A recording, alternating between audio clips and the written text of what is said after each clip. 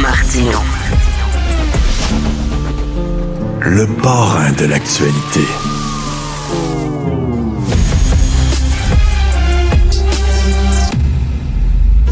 Je suis extrêmement réticent.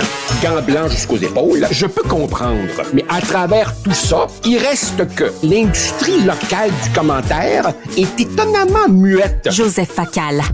Alors Joseph, ça fait longtemps que plusieurs chroniqueurs ont décrit le système, le modèle québécois, il pète de tout bord, de côté. Ça craque de partout.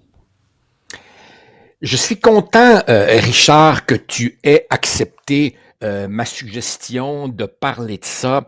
En fait, ce qui m'a donné le goût, même si le sujet est pas très plaisant d'en jaser, c'est, il faut le dire, l'excellent dossier de la journaliste Marie-Ève Fournier dans la presse ces derniers jours. Ça s'appelle « Le Québec à l'heure des choix » et effectivement, elle illustre à quel point le Québec craque de partout. Mais, Richard, l'intérêt particulier de ce dossier, c'est qu'il met l'emphase sur des aspects qui sont fréquemment escamotés dans cette discussion. Je m'explique. On sait, toi et moi, que les hôpitaux n'arrivent plus à soigner tout le monde. On sait que les bâtiments scolaires sont en piètre état. Et tout ça, habituellement, on l'explique par l'augmentation de la population. Ben oui, il y a plus d'enfants à éduquer et il y a plus de gens à soigner. On l'explique aussi par le vieillissement de la population. Il y a plus de gens âgés, donc ils sont plus malades. Mais ce qu'elle montre dans ce dossier, c'est aussi à quel point nos propres attentes, nos propres exigences comme citoyens ont explosé. On veut, on demande et on obtient de plus en plus de services. Et quand on les a, on les veut encore meilleurs. 2 exemples. Toi et moi, Richard, on a été à l'école et on a connu le prof, le tableau, le berlingot de lait et parfois une infirmière. Aujourd'hui, tu vas dans une école, puis il y a l'orthophoniste, le psychologue, la travailleuse sociale, l'ergothérapeute, le psychoéducateur et une tralée d'ordinateurs. Et je n'ai pas encore parlé des parents qui débarquent les baguettes en l'air et qui exigent du sur-mesure pour leur petit prince. Résultat, les coûts ont explosé à cause de nous. Et en santé, Mme Fournier donne des exemples saisissants. On ne parle pas ici simplement d'un band-aid et d'une pilule. Richard, dès qu'on apprend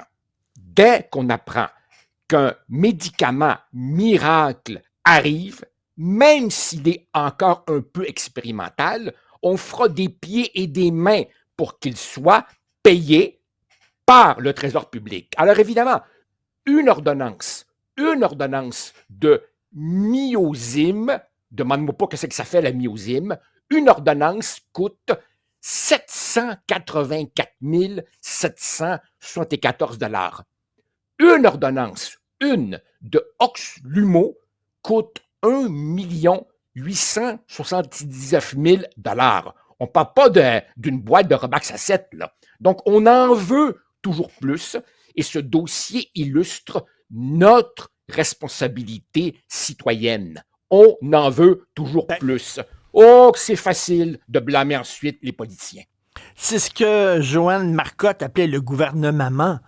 On demande au gouvernement d'être notre gouvernement, puis à un moment donné, écoute, il va falloir peut-être arrêter d'être tout le temps sous sa jupe, puis prendre nos responsabilités. L'État ne peut pas tout payer à tout le monde tout le temps. Richard, depuis la fin des années 90, et là, évidemment, je reprends la liste de Mme Fournier, on a rajouté les CPE en 97, l'assurance médicaments en 97, le crédit d'impôt pour maintien à domicile des aînés en 2000, l'assurance parentale en 2006, la procréation assistée en 2021, le crédit pour frais d'adoption en 2022, et je n'ai pas encore parlé des services fédéraux en hausse eux aussi. Alors évidemment, on arrive. Les soins dentaires. Les soins dentaires. Ben oui. Alors là, évidemment, on ne peut pas taxer davantage. de grâce, Richard, à chaque fois que toi et moi, on écrit là-dessus, on a une tralée de lecteurs qui disent « Et si le gouvernement cessait de gaspiller? » Je comprends très bien qu'on peut resserrer quelques boulons ici, mais tu sais, si tu sauves quelques centaines de milliers de dollars dans des budgets de centaines de milliards, le compte n'y est pas. Et on veut pas couper. On veut pas couper. Ou pour être plus précis, on veut couper chez le voisin. On veut pas couper chez nous, parce que notre voisin, c'est un privilégié. Moi, j'ai des droits. Le résultat, évidemment, c'est qu'on s'endette. Puis franchement, Richard, est-ce que tu vois des grandes mobilisations de colère citoyenne pour changer ça? Moi, je les vois pas. Non, mais écoute, tu sais, Véronique Cloutier a fait un documentaire là, sur la ménopause. Puis elle dit il faut que les hormones là, Ouais. pour les femmes soient payées par le gouvernement. Puis là, ça fait de la pression. Puis effectivement, elle l'a Ben obtenu. oui, Puis tu sais, c'est que je comprends. ben oui. Puis tu sais, ma blonde qui est en Et, ménopause, elle est bien contente que ce soit payé par le gouvernement. Puis tout ben ça. Mais tu sais, à oui. un moment donné, il va falloir faire des petits choix. Oui, ben justement, Tu sais? parlons-en des Christi de choix. Richard, je pourrais te parler pendant 1 heure de tous les avertissements qui ont été donnés. Moi-même qui te parle ici en 2002, c'est un de mes petits titres de gloire, j'ai été peut-être le premier canari dans la mine. Je m'explique. On est en 2002. Je suis président du Conseil du Trésor. À l'époque, tu avais les péquistes, les libéraux et un adéquiste, notre ami Mario Dumont. Un beau jour, Bernard Landry décide qu'il y aura 4 partiels en même temps. Patatras, ce lundi-là, 4 adéquistes sont élus d'un coup.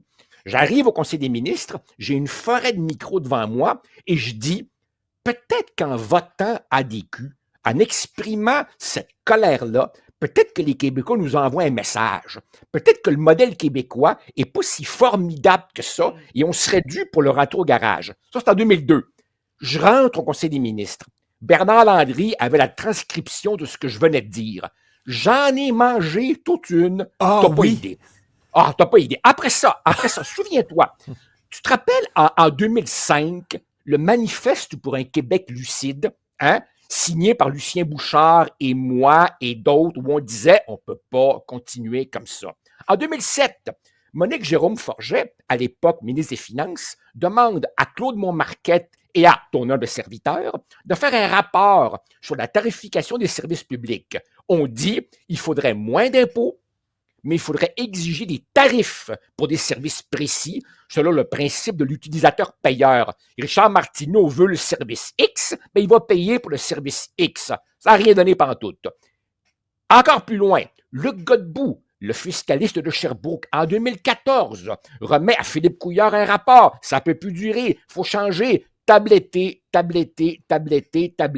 On est en 2025 et ben, ça donne ce que ça donne. C'est que pour se payer tout ça, sans s'endetter, il faudrait qu'on soit Oui, mais collectivement plus riche.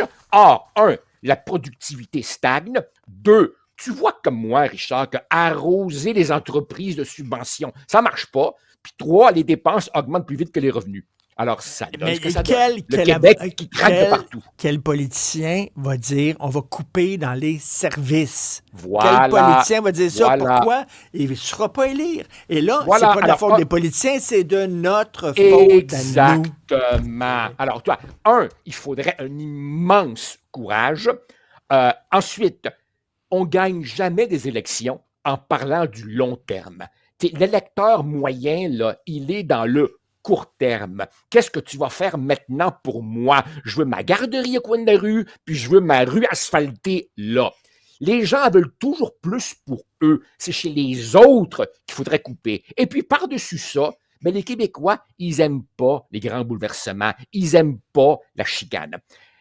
En même temps, Richard, si tu me donnes un petit instant, je t'avoue que le dossier de Mme Fournier, il me fait m'interroger sur notre responsabilité à nous, les médias. Et je m'explique. Je comprends qu'on a un devoir de pointer du doigt tout ce qui va mal. Je comprends. Mais en tapant toujours sur le clou du « ça va mal, puis il n'y a rien de bon au Québec », est-ce qu'on ne contribue pas, nous aussi, à rajouter une bonne couche de morosité, alors qu'en fait, pour se redresser, il faudrait commencer par croire que c'est possible. Oui. Est-ce En qu'on même n'a temps, pas, si nous, ça va une part de mal, responsabilité? si ça va mal, c'est parce que qui trop embrasse mal l'étreint.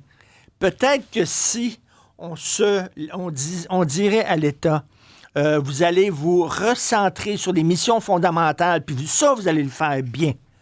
Plutôt Oui. qu'essayer de tout faire, puis de tout faire mal. Tu le sais, là, Oui. tu vas dans un restaurant Oui. avec le gros menu là, de 50 pages, tu payes sûr, tout va être mauvais dans ce Christy de Oui. restaurant-là.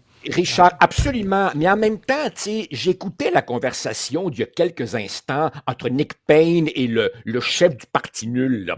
Puis Nick disait, on oublie que la politique, c'est des humains. Richard, c'est tellement facile de blâmer nos élus. Laisse-moi te dire que ce sont des hommes et des femmes bien intentionnés qui font leur gros possible. Alors, ben, je te laisse sur une phrase. C'est pas les élus qu'il faut blâmer, c'est leurs électeurs. Voilà, nous. C'est nous qu'il faut blâmer. Merci, Joseph. Salut, bye.